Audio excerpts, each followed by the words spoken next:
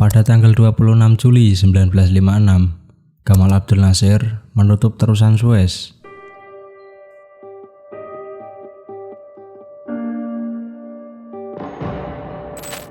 Penutupan ini adalah buntut dari perjanjian Konstantinopel yang menjadikan terusan Suez masuk dalam zona internasional di bawah perlindungan Inggris.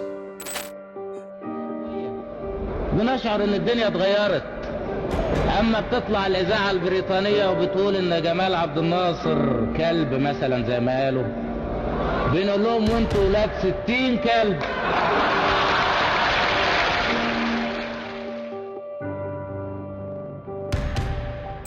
Tindakan Abdul Nasser akhirnya memicu kemarahan Inggris, Prancis, dan Israel karena secara sah mereka adalah pemegang saham terbesar terusan ini. Namun di pihak Mesir merasa mereka berhak mengelolanya sendiri karena terusan Suez masuk dalam wilayah Mesir. Prancis yang merasa dirugikan akhirnya membuat aliansi bersama Inggris dan Israel. Tujuan aliansi ini adalah menaklukkan Mesir atau bahkan menghancurkannya.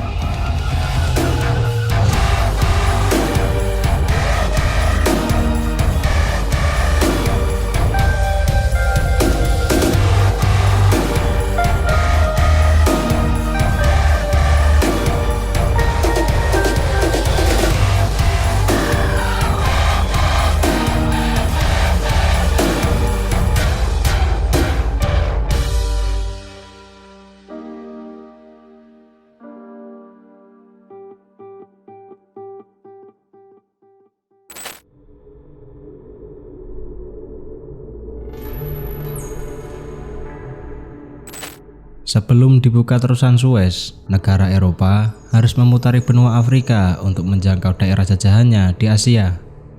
Insinyur Prancis Ferdinand Vicomte merasa Eropa harus mencari jalan pintas untuk menghemat waktu dalam menjangkau Asia.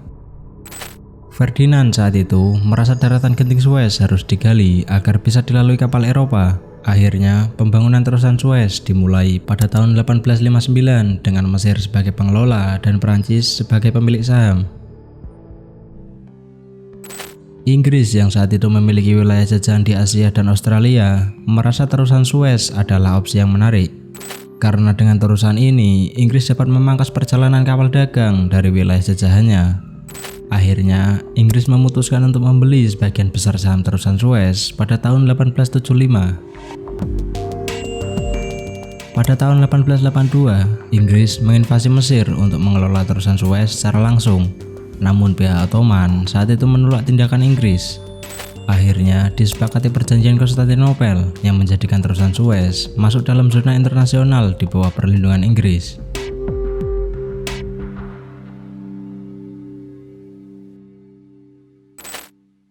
Saat terjadi perang Rusia-Jepang pada tahun 1904, Jepang membuktikan begitu pentingnya terusan ini.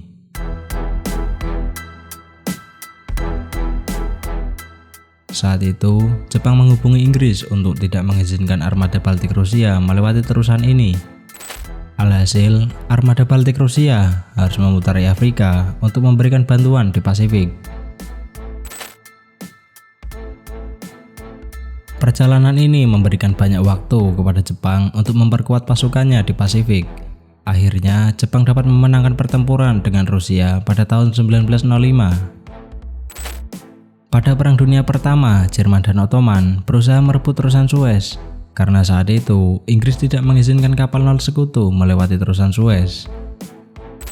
Pada Perang Dunia Kedua, terusan Suez juga dijaga oleh kapal sekutu.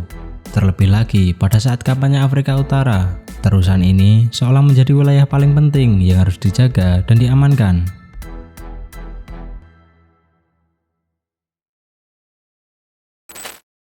Pada tahun 1948, mandat Inggris atas tanah Palestina berakhir.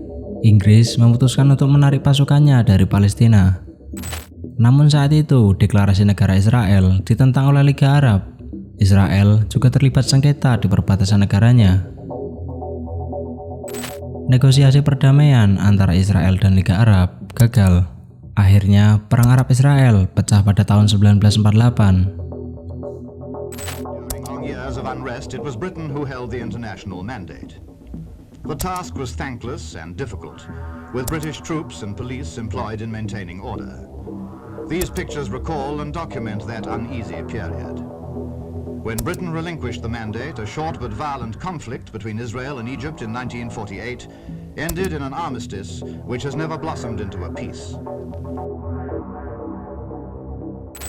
Setelah Perang Arab-Israel selesai, Mesir masih terlibat sengketa dengan perbatasan Israel. Namun di sisi lain, Inggris dan Prancis terus memasok persenjataan untuk Israel.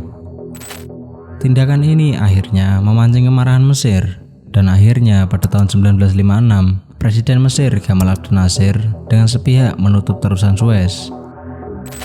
Penutupan terusan Suez akhirnya memancing kemarahan Inggris dan Prancis. Prancis saat itu mengajak Inggris dan Israel untuk beraliansi. Tujuan aliansi ini untuk merebut terusan Suez dan menjatuhkan Gamal Abdel Nasser. Akhirnya, perang terbuka tidak dapat dihindari.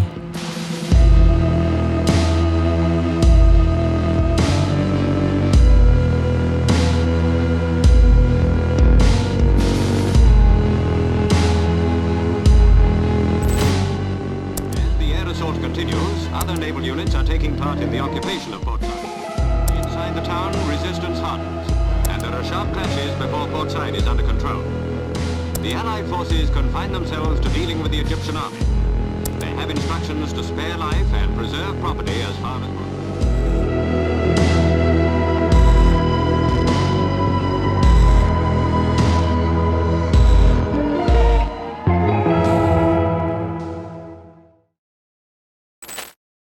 Pada tanggal 29 Oktober 1956, Israel mulai menginvasi Mesir dengan 40.000 pasukan, disusul Inggris dengan 45.000 pasukan, dan Prancis dengan 34.000 pasukan. Serangan ini membuat Mesir kewalahan.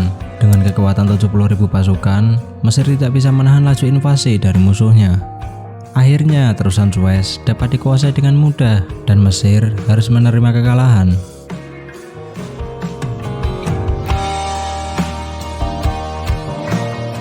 Berita kekalahan Mesir membuat Uni Soviet harus masuk, karena saat itu hampir seluruh persenjataan Liga Arab dipasok oleh Uni Soviet.